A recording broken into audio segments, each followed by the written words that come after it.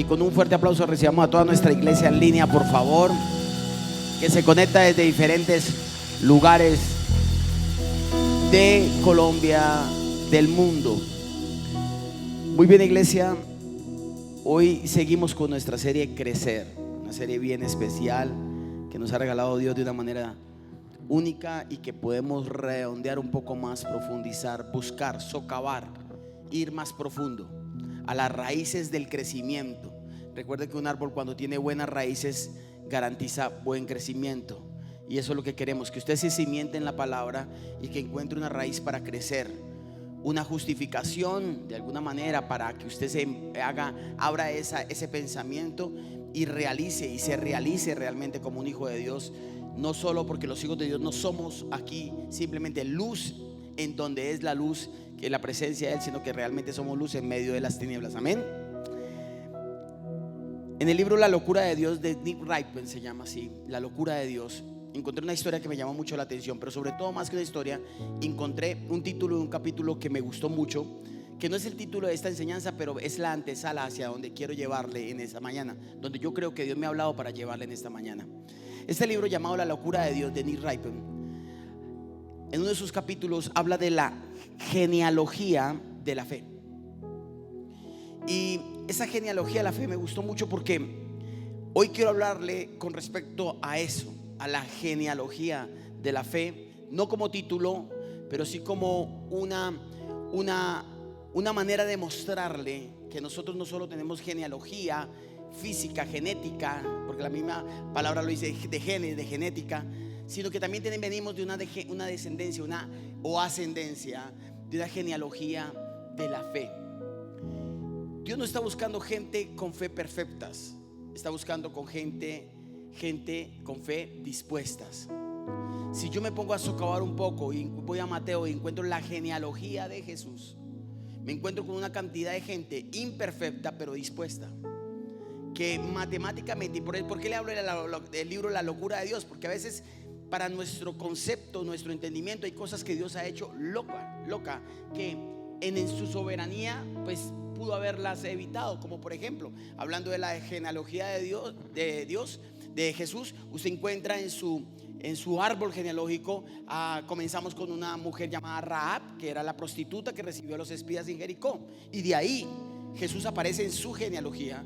Después encuentro a una mujer a un hombre, David, que pecó, que falló, que se equivocó, y que aún así se unió a una mujer llamada Betsabé, que fue con la que cometió el error, y de ahí salió un hombre llamado Salomón, que viene de la genealogía de Jesús. Entonces a ratos son cosas que como que uno no entiende y uno dice, venga, pero ¿por qué?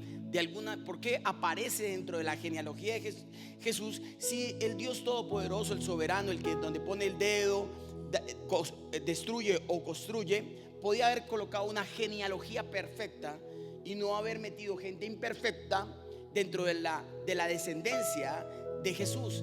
Pero resulta que Dios no está buscando genealogías o descendencias o ascendencias perfectas, está buscando gente dispuesta. No se trata de ser perfectos, se trata de ser dispuestos. Dios ya no vamos a encontrar en esta tierra hogares perfectos, hombres perfectos, mujeres perfectas, hijos perfectos, economías perfectas, países perfectos, iglesias perfectas, mucho menos pastores perfectos, pero sí podemos encontrar gente dispuesta. No vas a tener un equipo de trabajo, unos empleados, unos compañeros perfectos, pero sí dispuestos. Hoy en día la disposición es mucho más poderosa que alguien que lo hace por obligación. Y ahí quiero llegar hablando de la genealogía de la fe. Y en ese capítulo de este libro de La locura de Dios, me encontré con una historia que me llamó mucho la atención. En tiempos de la persecución rusa sobre la iglesia, al menos donde era más fuerte, terminando la Segunda Guerra Mundial, algún día allá tomaron a un pastor que se reunía a puerta cerrada con unos grupos, porque no era permitido hablar de Cristo en ese tiempo en Rusia. Y dice la historia que él predicaba en diferentes lugares y enseñaba a diferentes personas.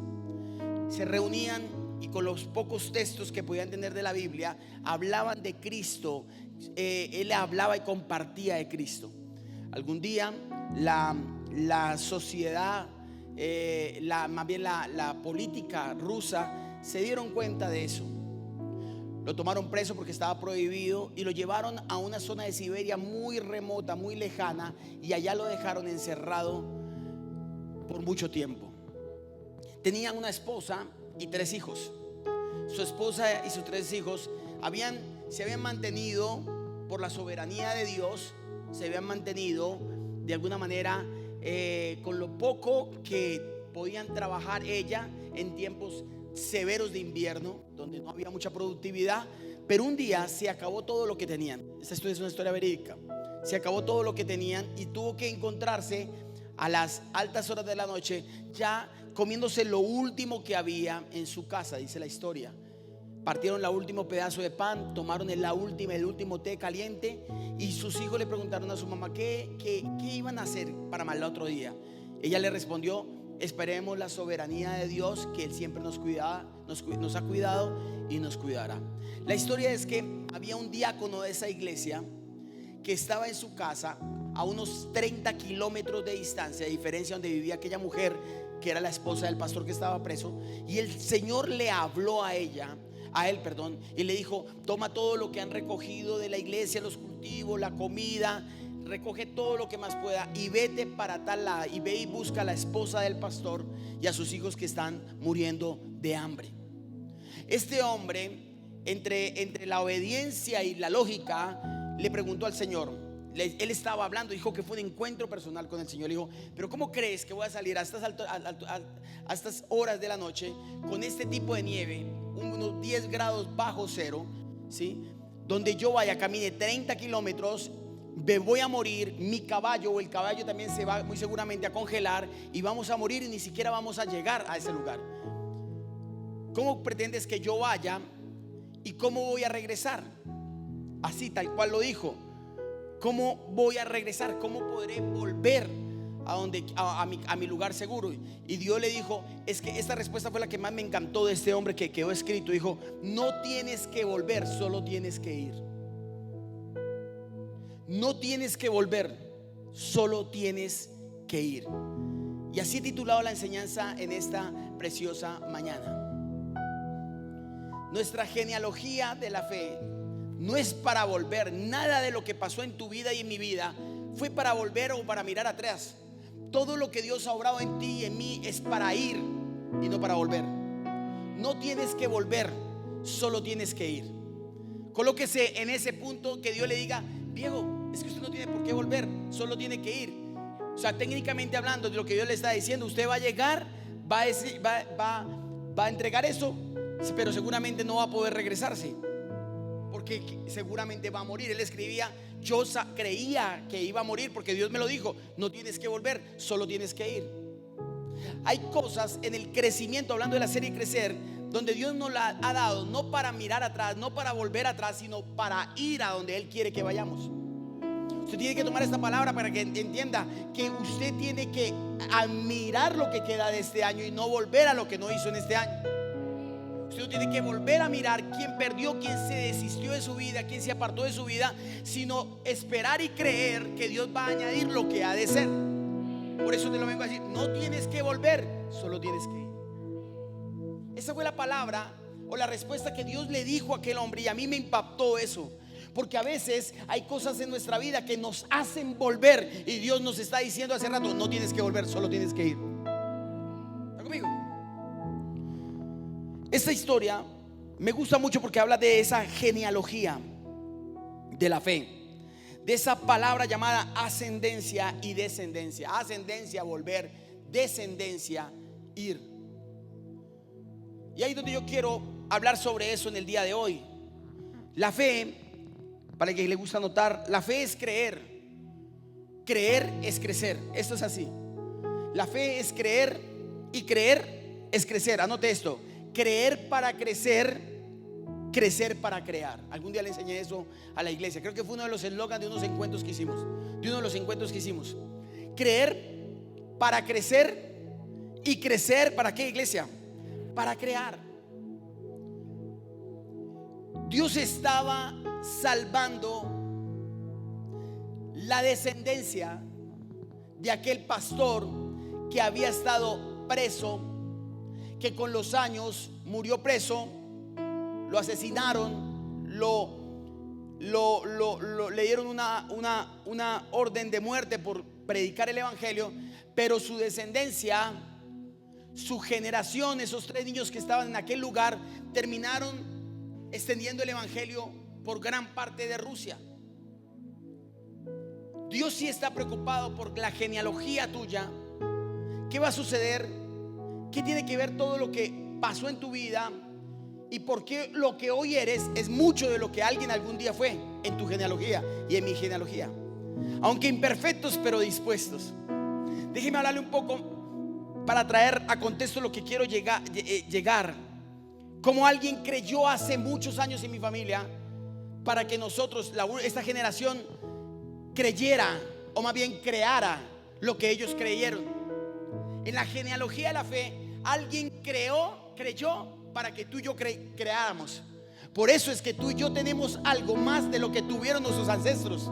Por eso es que tú y yo hemos disfrutado de otro estilo de vida que quizás antes no tenían, no pudieron vivir de la misma manera. ¿Qué quiere decir? Que algún día en la genealogía de la fe alguien creyó para que tú y yo creáramos. Vamos, ayúdenme, iglesia. Por eso, si usted va a Hebreos, encuentra que en los héroes de la fe, en la genealogía de Jesús, aparece Rahab, la prostituta, aparece Salomón, aparece David, aparece Sansón. La mayoría de la línea genealógica de Jesús, de la genealogía de la fe, y aparecen como los héroes de la fe. Déjeme poder hablarle un poco de lo que por el lado mío tengo como ascendencia y descendencia. Hacia adelante, por supuesto, mis 3 hijos, Daniel, Valentina y Caleb. Pero detrás mío hay un hombre llamado Miguel Ángel, mi padre. Y por otro lado, mi madre, Leila. Detrás de mi padre había un hombre llamado Mariano Suárez, un hombre antioqueño del Sonsón de Antioquia. Por el lado y su madre se llamaba María.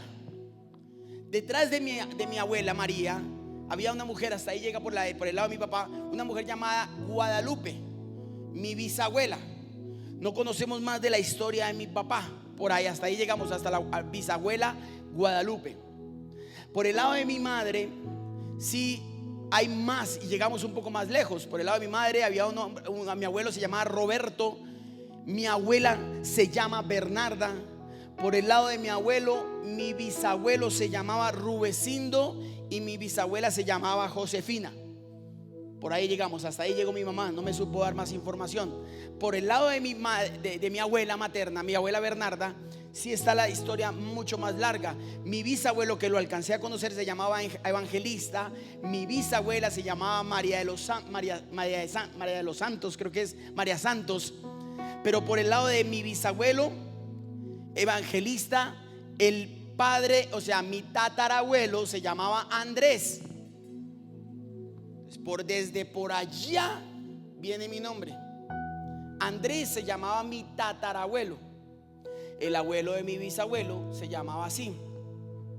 Y por el lado de María Santos, más curioso todavía, mi bisabuela María Santos, mi tatarabuelo por el lado de mi bisabuela se llamaba Thor.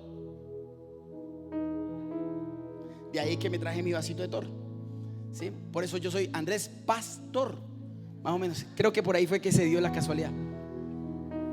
Thor, él se llamaba Thor. Ahora, lo que me dice mi mamá es que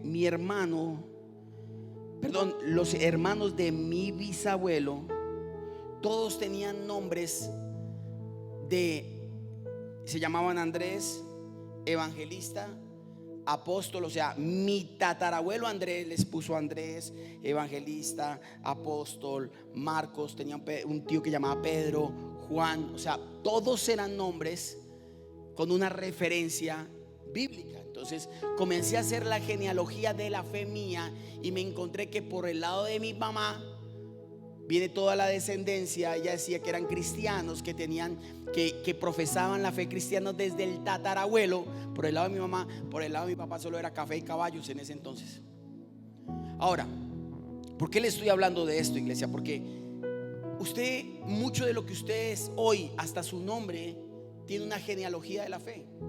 O sea, yo no sabía que mi tatarabuelo se llamaba Andrés, y vino a cumplirse con el primer tataranieto que lleva su nombre. Es el único que lleva mi nombre como tataranieto en la familia de mi mamá, Andrés.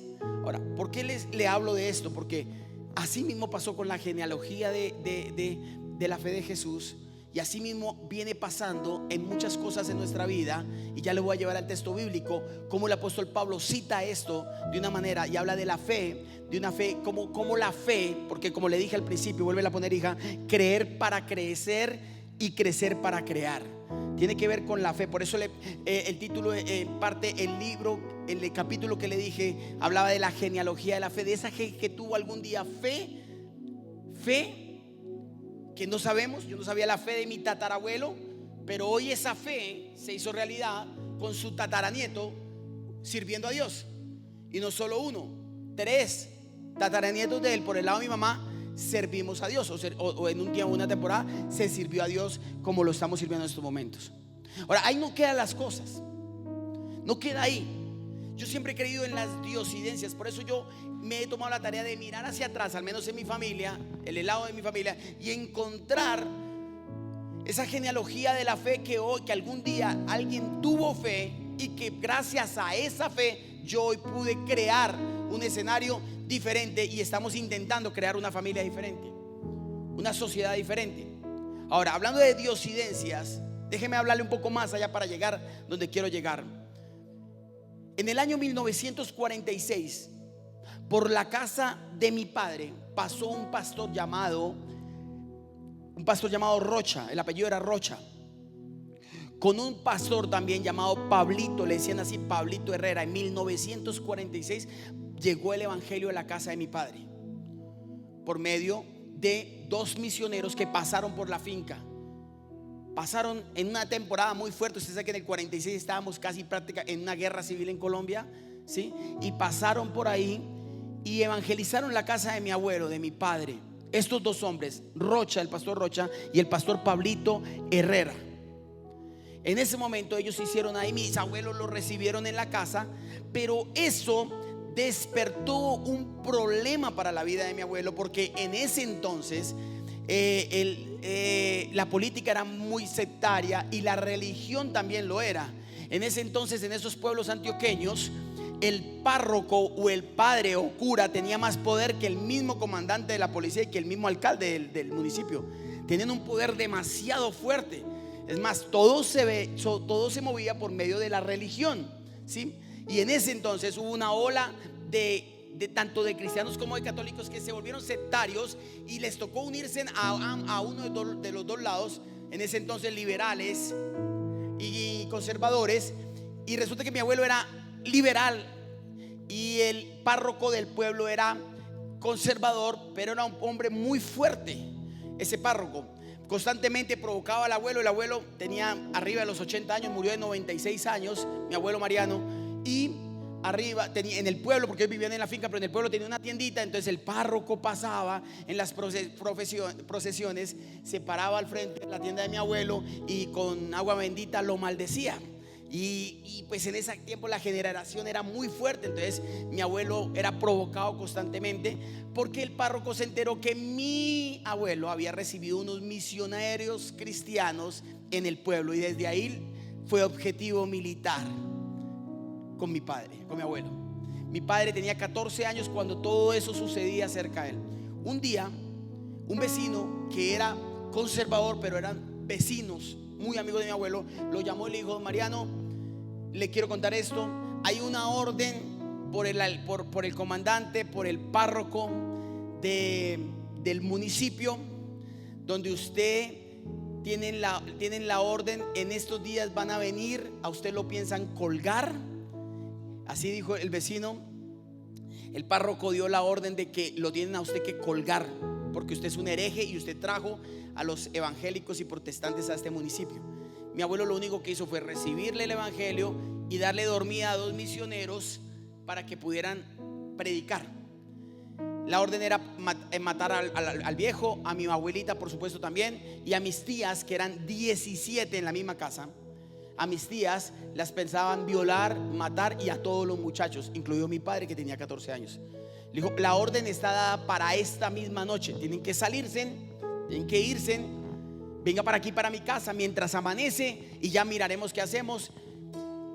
Mi abuelo tomó el consejo del señor, del vecino, porque está mi papá, porque algún día yo llevé a mi papá, cuando mi papá cumplió 70 años, nos paramos en el mismo lugar, vimos la casa que todavía estaba en pie.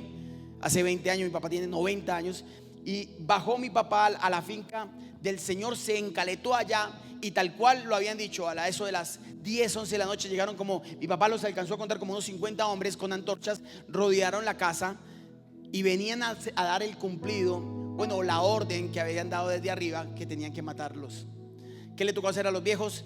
Dejar la finca abandonada, los animales, caballos, vacas, todos los cafetales que tenían. El viejo era un hombre próspero, y les tocó rodar durante 4 o 5 días por las montañas entre lo que es Antioquia y el Tolima, y terminaron cayendo. Mi papá llegó descalzo a los 14 años a la ciudad de Ibagué. Por primera vez tocó asfalto, llamémoslo así, nunca había ido, llegó descalzo.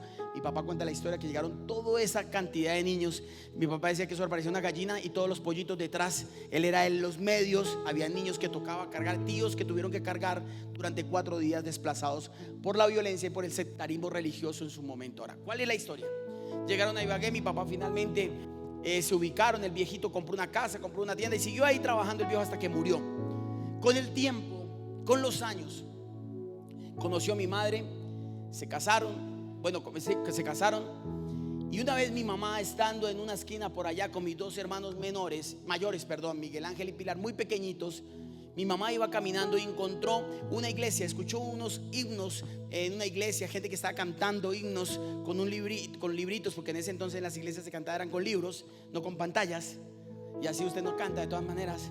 Y allá mi mamá le pareció curioso y se acercó a la puerta, y salió un señor, un viejito, a recibirla. Y ella dice: desde ese día yo sentí el amor de Dios. Y mi mamá ya, aunque veníamos de una descendencia, mi mamá se había apartado completamente, nunca había hecho una oración de fe, porque se había cortado la genealogía de la fe. Pero lo que yo le digo, algún día alguien creyó para que tú y yo hoy creamos. Y hablo de creer y crear, verbo creer de fe, verbo crear de creación. ¿Está bien? Ahora, mi mamá se arrima, para hacerle rap corta la historia, y sale aquel hombre llamado Pablito Herrera, el mismo que hace 20 años atrás había pasado por la casa de mi padre y había evangelizado a la familia de mi papá. El mismito. Mi papá viajaba, duraba 3, 4 meses por allá dándole vueltas a este país en un camión. Y ese señor la recibió y comenzó a discipular a mi mamá, y a discipular a mi mamá, y a discipular a mi mamá, a darle hasta que la consolidó. Y algún día mi papá llegó, de esos días que llegaban, porque no había celulares ni teléfono, ni avisaba a qué hora llegaban, ni no.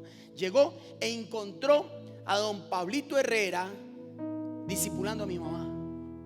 Oh sorpresa, el viejito ya no reconoció al joven Miguel, que tenía 14 años en su momento. Ahora ya era un hombre de 34, 35 años. Pero mi papá lo reconoció, y desde ese día volvió, ojo con lo que le voy a decir, volvió definitivamente el evangelio del corazón de mi papá. Mi papá desde ese día se hizo bautizar, se consolidó. Hoy han transcurrido 50 y punta de años después de ese encuentro que les estoy hablando, y mi papá sigue con sus 90 años, sigue en la fe, no se apartó. Ahora, ¿cuál es el punto? ¿Cómo Dios permite que una misma persona, un mismo hombre, un mismo misionero, en 2 tiempos distintos, en 2 espacios distintos, les traiga el evangelio a una misma familia? Y por ende, lo que algún día mi tatarabuelo Andrés, que a todos sus hijos bautizó con nombres de apóstoles y de Andrés, Juan, Pedro, uno se llamó evangelista y el otro apóstol, ¿cómo Dios permitió eso? Y cómo se cumple la genealogía de la fe en muchos de nosotros con los años. Cómo Dios permite eso en tu vida para que crezcamos. Porque definitivamente desde el tataranieto, desde el tatarabuelo a su tataranieto Andrés, hemos crecido. Ha cambiado nuestra interpretación. Hemos visto la gracia y el favor de Dios. Por eso te quiero dar un consejo. no subestimes a los que encuentras hoy. No sea que mañana se encuentren también con otra generación tuya. Pueda que yo no sea genéticamente hablando parte de tu raza. Pueda que, aunque no soy tu genética física, el Señor me revelaba ayer que sí soy parte de tu genética espiritual. Por eso, cuando uno se encuentra con alguien espiritualmente hablando, no sabes mañana qué va a obrar ese encuentro en tu vida y en mi vida. Ahora, ¿qué tiene que ver con el tema, pastor? Pues que en la genealogía de la fe, algún día alguien creyó y yo creé. En la genealogía de la fe de alguien hoy en día me bendice. Por eso la Biblia dice: unos sembraron, otros regaron, otros cosecharon, pero el crecimiento lo dio Dios. Quizás mi tatarabuelo nunca pensó, ni mi abuelo Thor, ni mi abuelo Andrés pensaron de que algún día iban a tener un pastor, un hijo, un tataranieto llamado Andrés, pastor.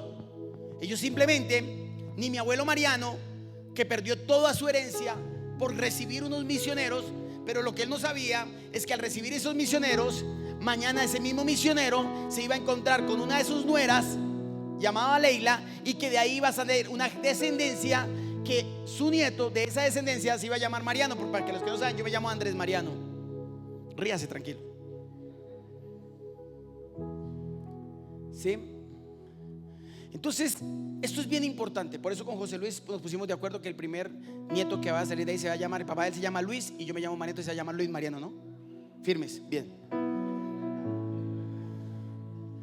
Es la única manera de sacarle la rabia a Valentina. Pero a mí me gusta Luis Mariano. Hecho, bien. El creer, escúchame bien, iglesia. Yo no conozco mucho. Solo conocí a mi abuelo Roberto y a mi abuela Bernarda. Por mi lado, mi papá no conocía a nadie, y mucho menos más arriba de ellos. Es más, creo que ni siquiera conocí a mi abuelo Roberto. No tengo memoria de él. Mi mamá dice que me visitó muy pequeño, pero no lo reconocí porque murió muy joven. A mi abuelita Bernarda, sí, 90 y tantos años, todavía vive.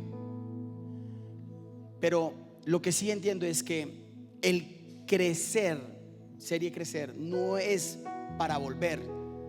No será para volver, será para ir.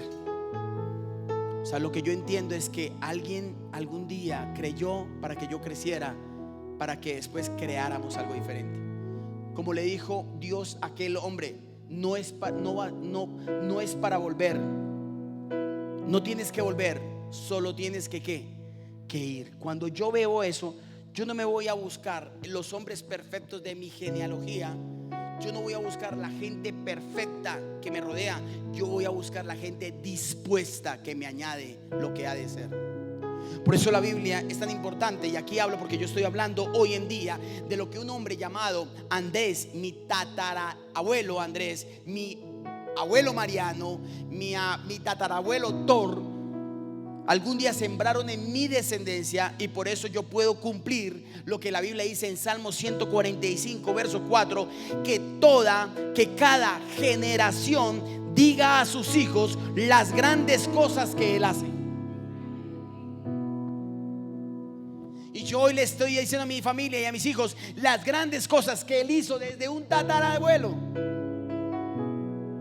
Las grandes cosas que Dios puede hacer en la genealogía de la fe, y que hoy somos, aunque no lo crean, somos lo que algún día alguien sembró.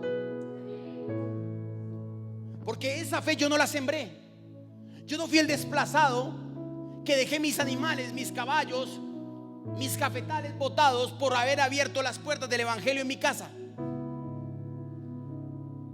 Por eso nunca subestimes en quién o el quien Dios añade a tu vida en esos tiempos. Siempre he creído. Yo nunca he creído esas personas que dicen: es que esto no debió haber pasado, es que nunca debía haberme contactado. No, eso no es así. Por algo te contactaste, por algo alguien se añadió, por algo alguien siempre caminó, se atravesó en tu camino. Mi papá y mi mamá sobre todo cuenta que ellos acompañaron hasta la vejez a este hombre, a los dos acompañaron a la vejez a este hombre llamado Pablito Herrera, hasta su vejez, hasta su muerte, ellos acompañaron al viejito. Porque ¿cómo es posible que en dos tiempos distintos, en dos lugares distintos, Dios utilizó a la misma persona? La genealogía de la fe. Ahora quiero ir a la palabra, por favor, acompáñenme. Me voy a referir en 2 de Timoteo capítulo 1 verso 3 al 5 sobre una cita que hace el apóstol Pablo testificando de Cristo, pero también se refiere a la madre y a la abuelita de Timoteo. Y me llama mucho la atención porque es muy interesante esta historia. Dice aquí: doy gracias a Dios. Mire cómo comienza Pablo arrancando este texto. Dice: doy gracias a Dios, al cual sirvo desde mis mayores con limpia conciencia. Está hablando de su descendencia.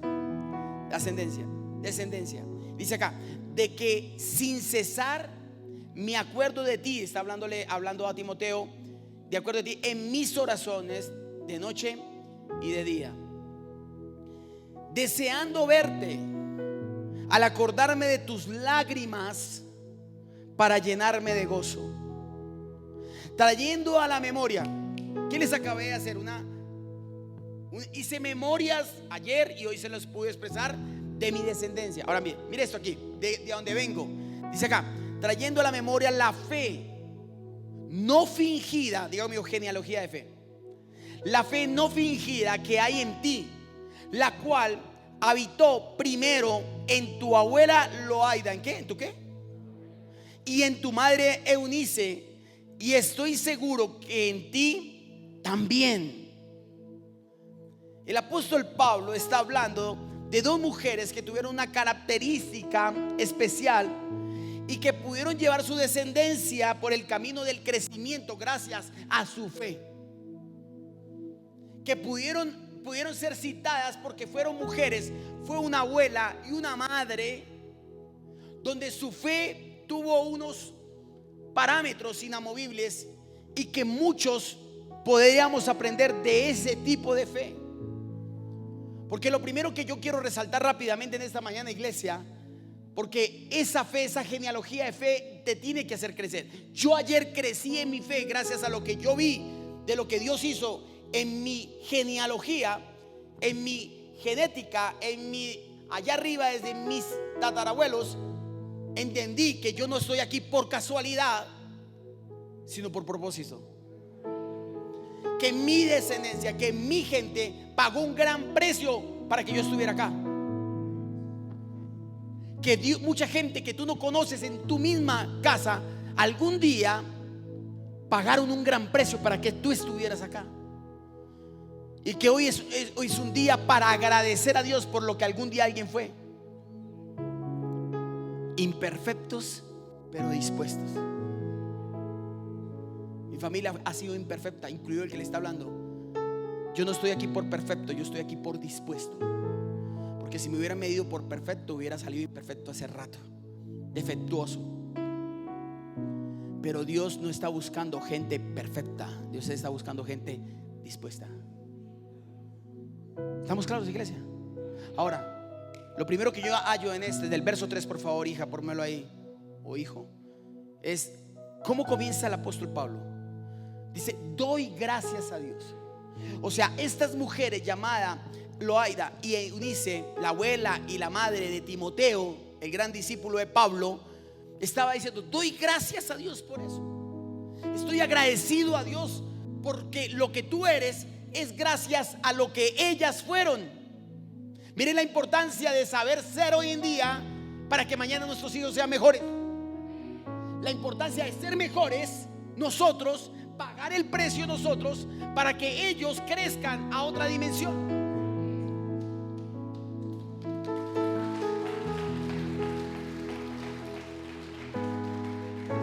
Hoy tu constancia, tu fidelidad, tu fe no fingida traerá frutos. Y aunque no lo veas ahorita, mañana lo verás. Tus hijos crecerán, porque todo lo que el hombre siembra, eso cosecha. A veces nos duele no ver la cosecha en el momento en que la hemos sembrado, pero Dios, en mi genealogía de la fe, me está diciendo: no se trata de volver. No tienes que volver, Andrés, solo tienes que ir. Porque en mis equivocaciones, en mis debilidades, yo decía, pero si mi papá se equivocó, mi abuelo también tuvo errores, mi bisabuelo, allí, a lo otro, yo tenía un mapeo espiritual justificando quizás mañana una eventual decisión en mi vida. Pero Dios me dijo, no tienes que volver, solo tienes que ir. Porque muchas de las cosas que tú has hecho es porque has vuelto a mirar lo que hizo papá, lo que hizo el abuelo. Entonces por eso justificas que tú lo debes hacer. Pero lo único que tú tienes que hacer es tomar lo bueno y desechar lo malo. Porque venimos de una descendencia, de una generación muy imperfecta, pero que lo crean, han estado dispuestos. ¿Cómo sé que mis hijos van a crecer? Porque yo ya he pagado mi precio como padre. Y aunque yo les falle y no sea el que ellos esperan, ellos van a crecer porque yo ya dejé sembrado lo que ellos van a cosechar. Escuche bien, iglesia. Lo primero que yo veo es que Pablo cita una palabra llamada agradecimiento. Tú no puedes sacar el usufructo a lo que Dios algún día hizo en tu vida si no agradeces por de dónde vienes. ¿Cómo sé que la semilla que ellos sembraron, mi abuelo, mi tatarabuelo Andrés Otor, hoy yo la voy a cosechar? Cuando yo agradezco lo que algún día hicieron por mí. Por eso el pueblo de Israel siempre ha citado mi padre Abraham, mi padre Isaac, mi padre Jacob. Siempre ellos van atrás. Siempre ellos agradecen lo que algún día alguien hizo. Hoy en día ni al padre presente lo agradecen, ni a la madre presente la honran. Y eso limita el crecimiento. Por eso, uno de los factores, y yo recalco mucho esta palabra, usted sabe que yo insisto mucho en eso: agradece lo que tienes, agradece quién eres, agradece tu casa. Porque sin agradecimiento nunca habrá crecimiento. Anote esto: jamás habrá crecimiento sin agradecimiento. Jamás. ¿Por qué no creces espiritualmente en esta casa? ¿Por la palabra? ¿Por la adoración? ¿Porque el pastor es muy religioso o muy jovial? ¿Sabes por qué no han crecido muchos? Porque no han agradecido lo que han recibido.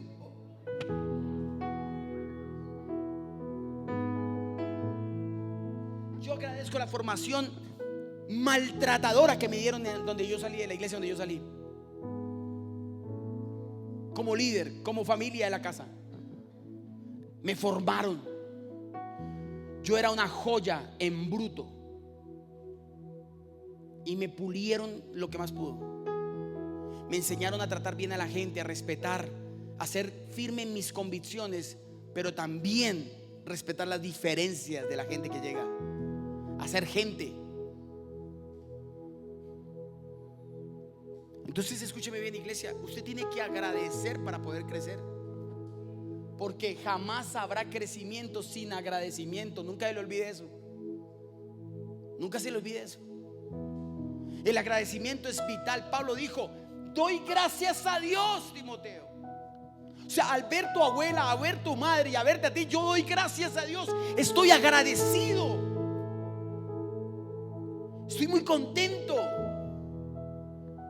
Porque Pablo decía: gracias a lo que fue aquella abuelita y mamá, eres tú, Timoteo. Estoy seguro que hay en ti eso. Gracias a Dios por los que algún día fueron o son tus padres, pero constantemente estamos viendo, buscándole la falla, la imperfección. Aún más a hijos que le están buscando está el pecado a sus padres para tener una justificación de dejar de ser agradecidos y poder, entre comillas, tomar decisiones en su vida. Cuando los padres, hijos jóvenes, adolescentes, los padres no pecan contra ustedes, porque ustedes están abajo de ellos. Nosotros pecamos hacia Dios. O sea, escucha, técnicamente hablando, tus padres no tienen por qué darte a ti explicaciones. Son tus padres.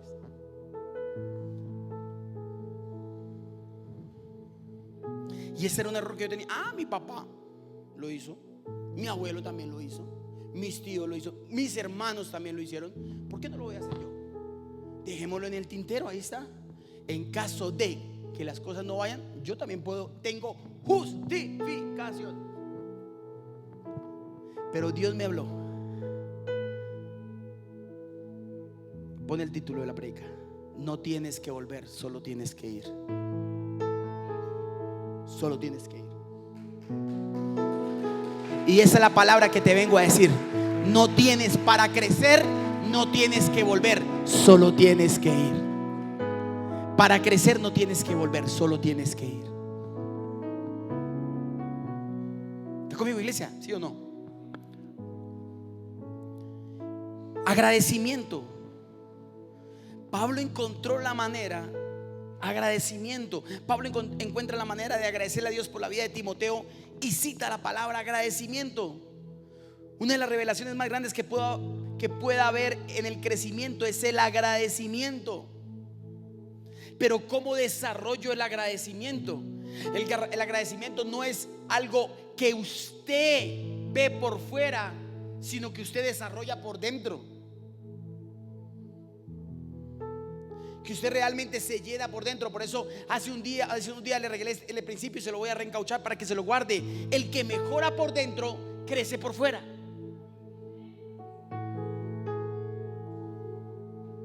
Cuando tú mejoras por dentro como persona, tú vas a crecer por fuera. Pero una persona que no agradece no crece.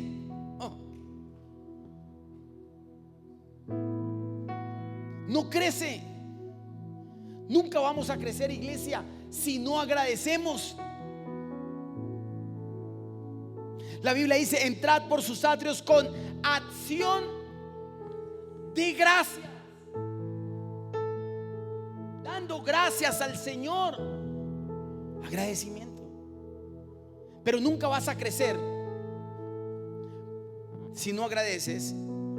Y primero, el que mejora por dentro crece por fuera. Por eso escúcheme bien. Yo no quiero que usted se congregue. Más bien usted no vino a congregarse a esta iglesia, usted vino a formarse.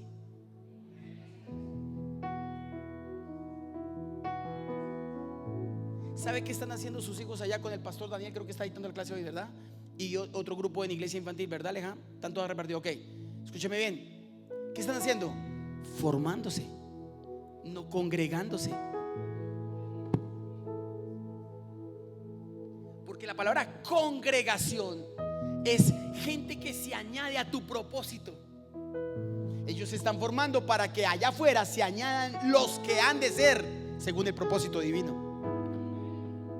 Si no los formamos, se van a añadir los que no han de ser. ¿Está conmigo, sí o no?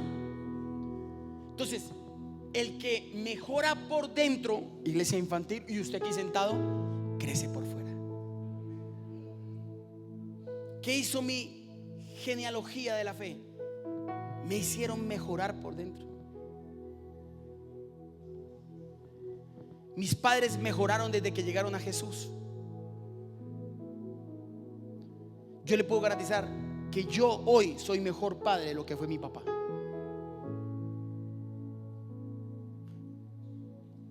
Que Chela es mejor madre de lo que fue su mamá.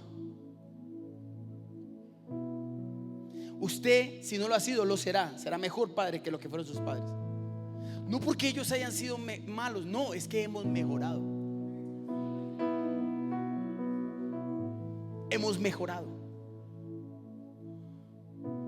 Quiero que mires a la persona que está a tu lado y dile: creo que mejorarás por dentro y crecerás por fuera. Amén. Por eso la Biblia dice que nosotros somos templo del Espíritu Santo y que nosotros somos sal para este mundo. Por eso preocúpate porque tus hijos cada vez sean mejores por medio de la palabra de Dios. ¿Cómo mejoras? enséñalos a agradecer a Dios. Esta mañana yo estaba ahí porque a mí me gusta postear, hay que quedarme ahí y me doy cuenta de quién llega tarde y quién no. Y estaba en mi carro sentado, se bajó una familia, y bajó una familia grande. Se bajó ella, después uno, después el otro, y el último era él, el que llegó tarde, el marido, como siempre. Pero ¿sabe algo? Vi esa familia y yo di gracias a Dios. Me encantó ver, porque ¿sabe algo? Yo sentí que en esos 3 muchachos que se bajaron de ese carro había un temor por Dios. Eso me gustó, me impactó. Padres imperfectos como lo soy yo, pero vi una palabra, el Espíritu Santo ahí sentado en mi carro. Cuando lo vi, yo dije: esos niños tienen temor de Dios. Sus padres están preocupados para que mejoren por dentro primero y luego crezcan por fuera. Por eso nunca subestimes una mañana para tus hijos en la casa de Dios. Nunca. Y tráelos a dar gracias a Dios. Señor, aquí está mi familia, yo y mi casa serviremos a Jehová. Escúchame bien. El apóstol Pablo dice en el verso 3, por favor, si lo puedes colocar, hijo. Dice algo que me gustó también: doy gracias al cual Dios, sirvo a Dios desde mis mayores con limpia conciencia, de que sin cesar me acuerdo de qué, me acuerdo de ti. Escúchame bien, una persona agradecida siempre se acuerda de ti.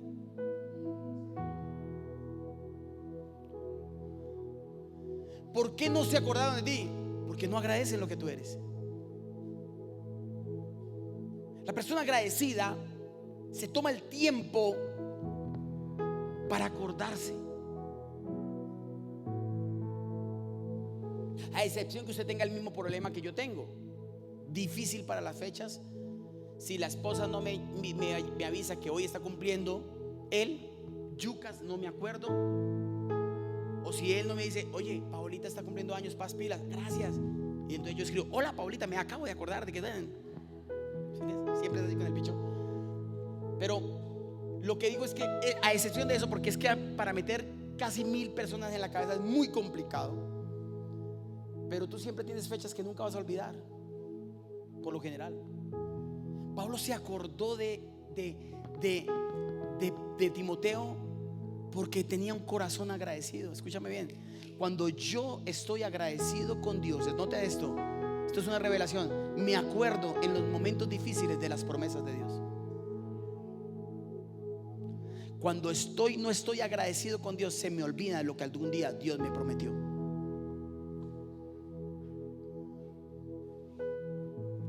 Y dice la Biblia de que sin cesar me acuerdo de ti. Agradecimiento. Agradecimiento. El primer paso para crecer es estar agradecidos. Yo hoy, ayer y hoy agradecí a mi tatarabuelo Andrés, a mi tatarabuelo Thor, a mi abuelo Mariano. Por otro lado, porque definitivamente lo que ellos creyeron, yo lo he creado. Nunca los conocí, nunca les toqué la mano, nunca fui un nieto, un bisnieto, consentido, nunca tuve abuelos, pero hoy se los agradezco. Y sé que algún día me voy a encontrar con ellos en el reino de los cielos, porque todo lo que el hombre siembra, eso cosecha.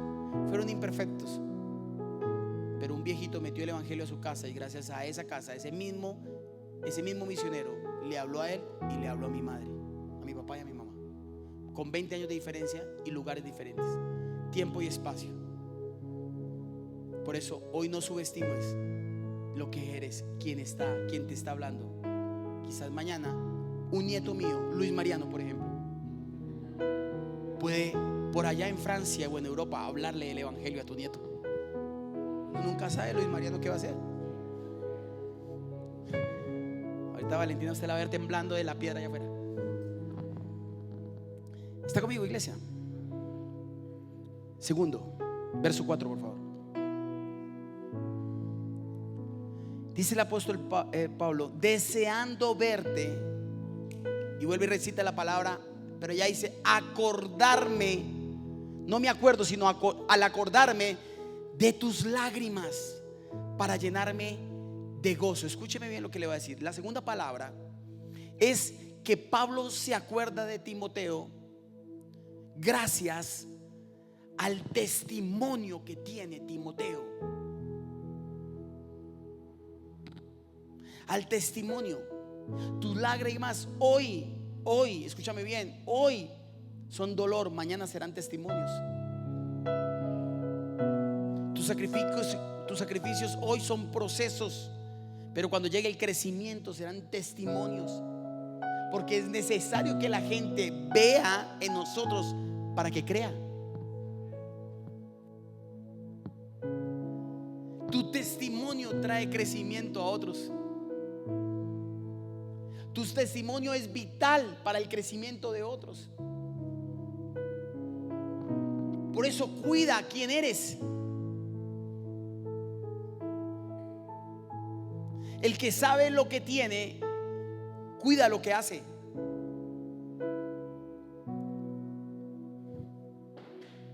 Si tú sabes que tienes un lugar privilegiado en una empresa, cuida ese lugar. Si sabes que tienes un lugar especial en el corazón de alguien con autoridad, con etno, cuida ese lugar. No lo dejes que el césped se crezca y tape, o la cizaña crezca y tape el trigo. El que sabe lo que tiene, cuida lo que hace. No porque alguien determine quién eres,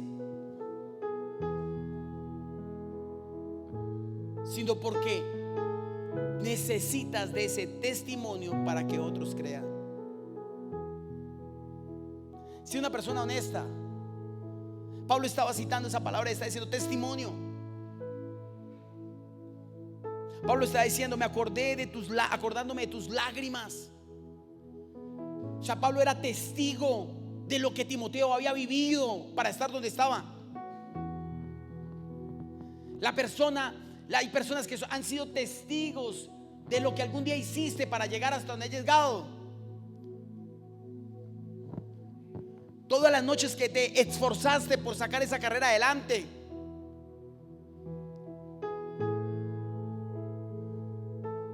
Quizás mis hijos no me vieron a mí salir a las 3 de la mañana cuando estábamos mucho más jóvenes y estaban pequeños. Daniel, Valentina y Mariana, yo los dejaba durmiendo, y cuando llegaba en la noche los veía dormidos.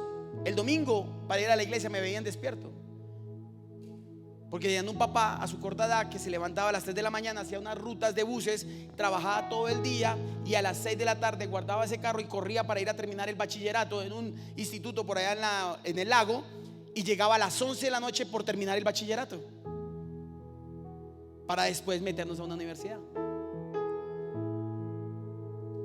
¿Me entiendes? Pero había una mujer que vio eso y que tiene el menester de contárselo a ellos. No sé si me estoy haciendo entender. Escúchame bien, iglesia, un consejo. No siempre todo tiene un valor, un precio para las cosas. No enseña a sus hijos que van a agradecer o van a testificar según el valor de las cosas. No es el valor, es el detalle. No es el precio, es el esfuerzo. ¿Está conmigo? ¿Lo está tomando o no está tomando? Vamos, dígame. O terminamos ya y nos vamos. Bueno, igual sí tenemos que terminar ya, pero venga. Testimonio, diga conmigo, testimonio. Pablo está reconociendo o testificando el proceso que Timoteo había tenido para llegar donde llegó. Con tu crecimiento obtienes tu libertad. Cuando puedes dar testimonio de cómo has crecido, tú eres libre. Eso se llama declaración de renta. Pero si usted comienza ahí a camuflarla y a hacer el doble informe como Betty la Fea y Don Armando, lo van a coger y tácate. Ponga el libro sobre la vida, ya, testifique. Bueno, alguien Dios impactó en esta mañana. Tu testimonio va a hablar en favor o en contra de tu crecimiento. Es tan importante este testimonio que va a decir cosas buenas tuyas o cosas malas tuyas. Por eso cuida tu testimonio. Primero, ¿cuál es?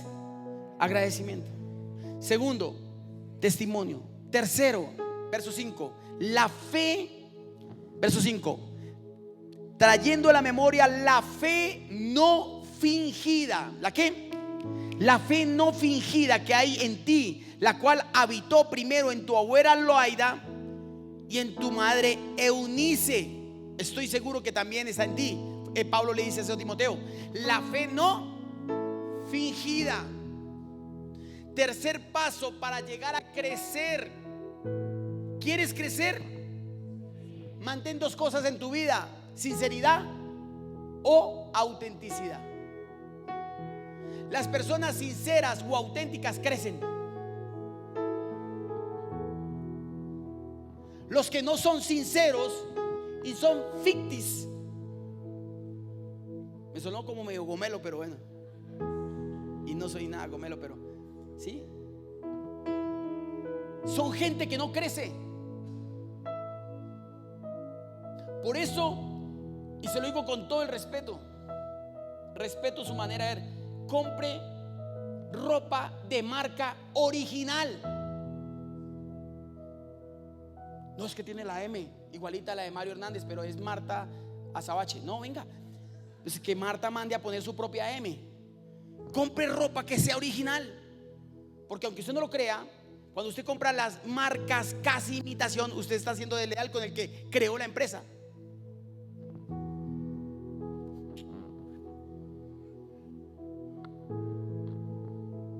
Duro, ¿no?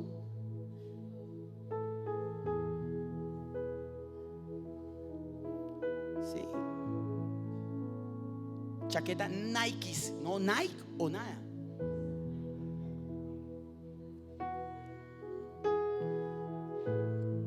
Iglesia, sean sinceros, sean auténticos, sean ustedes.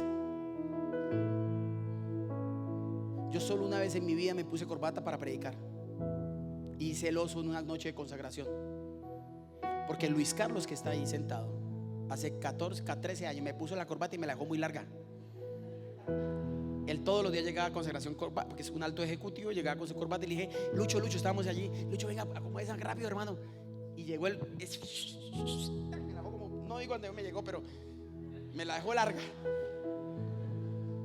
Y yo me subí todo contento y la gente me miraba, y cuando después, y yo, ¿qué pasó aquí? Y esa te la tengo guardada, Luis Carlos, tu papá. Y ese día me quité la corbata y dije: nunca más en mi vida vuelvo a usar esa vaina. Que piensen lo que quieran, porque había gente que decía que sin corbata no había unción. ¿Sabe algo? Sea sincero, sea auténtico, sea lo que usted es, donde usted es, y pare de contar. No finja. Miren lo que el apóstol Pablo dice: tu fe, ¿qué? No fingida. Tenían una fe que auténtica. La fe, dice mi amigo Fabio dijo: la fe no se puede aparentar, no se puede fabricar, ni se puede forzar. Me encantó esto, lo dijo él. La fe, escúchame bien, ¿cuántos necesitan fe? La fe se recibe, se alimenta, se afirma y se edifica. La fe no es un diseño de fingir. O tienes fe o no tienes fe, o crees o no crees. La sinceridad o la autenticidad hacen parte del crecimiento autónomo del ser humano. Una persona sincera crece, se lo garantizo, iglesia. Prefiero herirte con una verdad que no matarte con una mentira. ¿Lo tomas o lo dejas? ¿Vives así o no vives? Y pare de contar. Pero como tenemos una ideología creyendo que es mejor que él se acomode a mi manera de pensar o a la manera de pensar de ella, así finja. Cuando lo que están haciendo es como el gatico, tapando el popó con tierrita. Pero ahí está el popó. Vamos, dígame. Pablo le dice: la fe no fingida. Y esa palabra no es palabra más o palabra menos. Por eso, anote esto, le voy a reencauchar esto que hace rato se lo dije, pero vuelve y cójalo. Porque hasta que se le quede y lo confiese y lo arregle, va a cambiar. Generación, estamos viviendo una generación triste con fotos alegres. Estamos en el tiempo de la generación triste, pero en Facebook, Instagram, YouTube y todo lo demás somos alegres. Lo arreglamos, lo acomodamos, lo diseñamos. Aquí feliz, pero por dentro destrozados. No finja. Lo que fue. A mí personalmente me cuesta mucho fingir. Me ven bravo, estoy bravo. Contento. Y pare de contar. El pastor está rabón, sí. Me conoce, la gente que se acerca a mí me conoce como soy yo.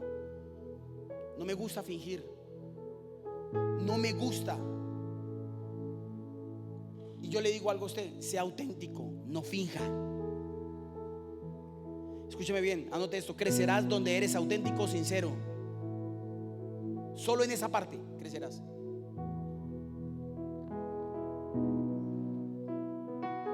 Y le regalo todo reencauche, que tanto se le gusta lo reencauchado. La gente puede perfeccionar su imagen, pero nunca falsificar su fruto. Nunca va a poder falsificar su fruto. Fingen una cosa, perfeccionan su imagen, pero jamás podrán falsificar su fruto. Y por último,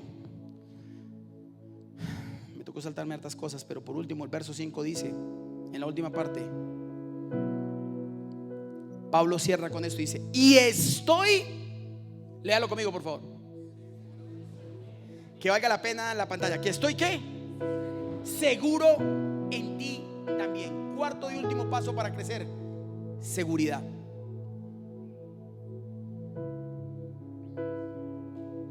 Si tú no tienes si tú no generas seguridad en alguien, o tú no eres una persona segura, tú nunca crecerás. No hay cosa más horrible que manejar un de pato con un conductor inseguro. Uy, Jesucristo. Bueno, para los que somos malos patos. Pero no hay cosa más deleitosa que ir con alguien que tú sabes que maneja muy bien lo que está haciendo, que sabe lo que está haciendo. Vamos, ¿está conmigo o no? ¿Quieres crecer? Esto hace parte de tu crecimiento: la seguridad. Pablo estaba seguro de quién estaba hablando. Y yo estoy en esta mañana seguro que usted tenía que venir a este servicio a recibir esta palabra.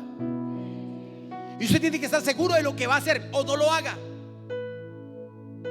Usted tiene que estar seguro de la decisión que tomó o no la hagas. Porque en la inestabilidad, en la inseguridad viene el error. Y viene todo lo que una persona insegura constantemente se detiene. Un seguro va para adelante. ¿Por qué? Porque no tienes que volver, solo tienes que ir. El inseguro, ¿no le ha pasado que usted va por una calle y usted mira más para atrás que para adelante? ¿No? Y mire para atrás, porque hay inseguridad.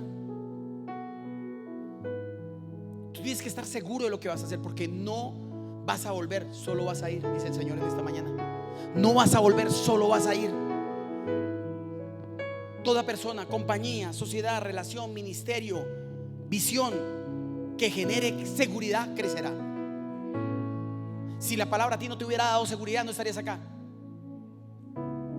Si no estuvieras tranquilo porque hay un equipo de seguridad allá, no estarías más pensando en tu carro que acá.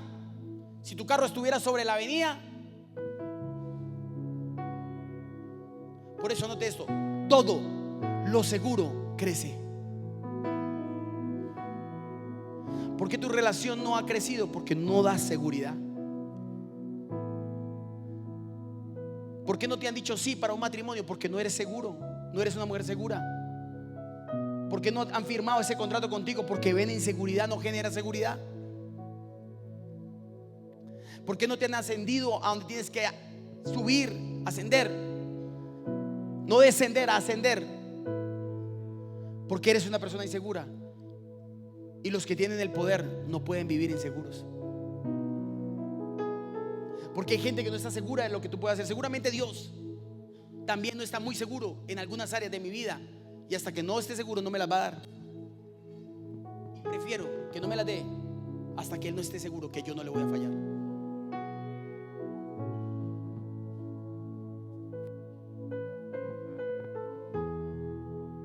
Porque yo no voy a hacer lo que hizo aquel siervo que cogió un talento y lo enterró y después se presentó inseguro y lo devolvió. Pero Dios lo aborreció, porque Dios no bendice. Se lo enseñé ayer al grupo de líderes, y me gustaría cerrar con eso en esta tarde para ti, para esta mañana para ti. Dios definitivamente,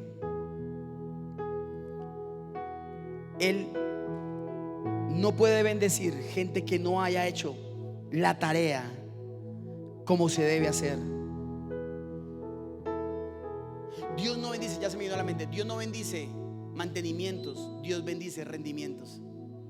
Él no le dio un talento a aquel hombre para que lo guardara y lo mantuviera. Él le dio un talento a aquel hombre, ¿recuerda Mateo? Para que le diera ¿qué? Rendimiento. Por eso dice: siervo fiel, ¿por qué no diste al menos eso al banco y me hubieran dado intereses? Lo dice la palabra en la parábola. Dios no bendice mantenimientos, Dios bendice rendimientos. Dios no bendice gente que se mantiene en la iglesia, Dios bendice gente que rinde en el reino, que hace lo que otros no hacen. Por eso,